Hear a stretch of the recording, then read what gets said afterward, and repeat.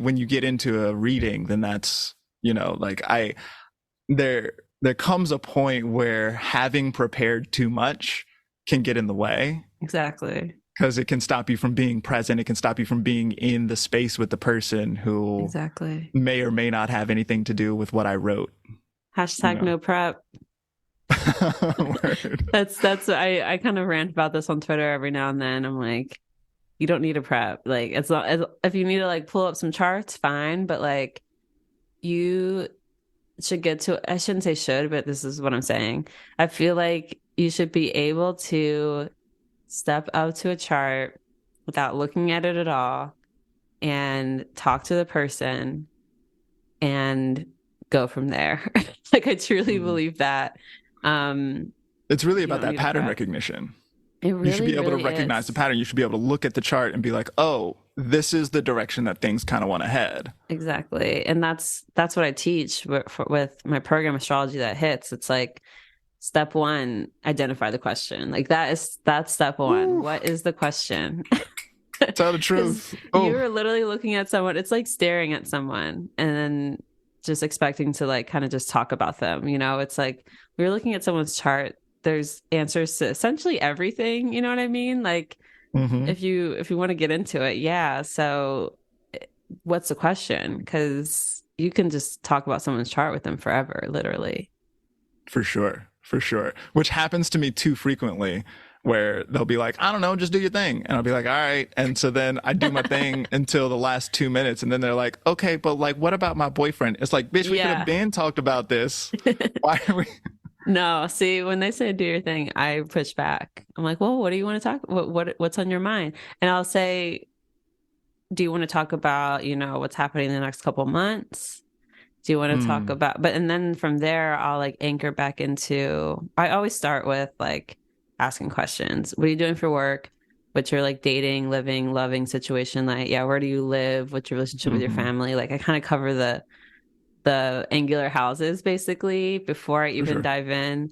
Because then that's when you can really get into their questions. Because sometimes you'll ask someone like, they'll be like, oh, I just want your head reading, whatever. And I'm like, okay. And then I'll ask like, so where are you living right now? Do you like it there? Do you want to stay there? Actually, I do want to move. Okay, cool. That gives us something to talk about, right? For sure. But they don't say that off the bat because they don't think to say, people are, I think I get this way too when I'm booking a reading. Like, I don't necessarily put everything either because it's like, which is fine. I think it's our job to sort of be able to get those, to ask the right questions, basically. Yeah, I've talked to my herb teacher about doing herb consults this way and like finding ways to ask the right question that pulls the thing that actually matters out of that person. Yeah. And what a process that is just by itself, just like being able to get that information out so that we can then approach it with the chart or whatever modality it is that you're using. Exactly. That's my method, at least.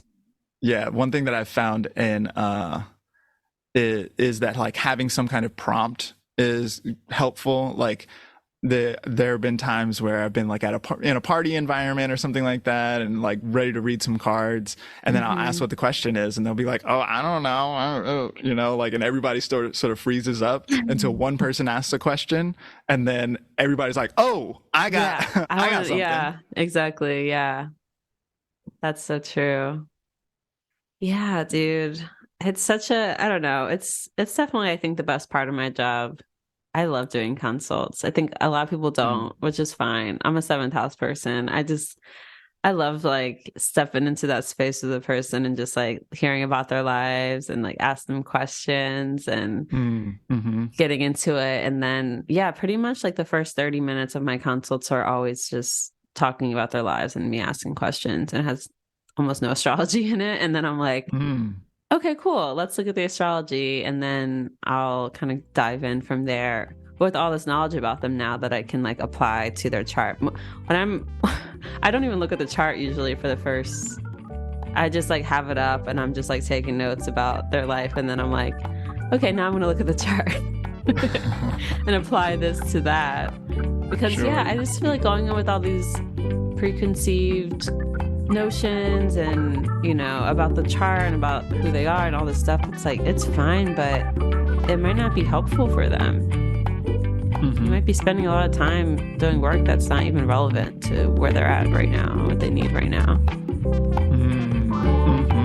I feel like that has that bit there about working too hard on the wrong things has direct implications on what we were talking about pattern recognition and data analysis, right? Like there's a strong,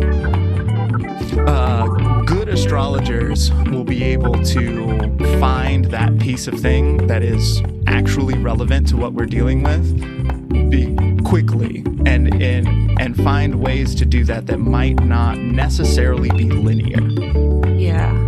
Yeah, exactly.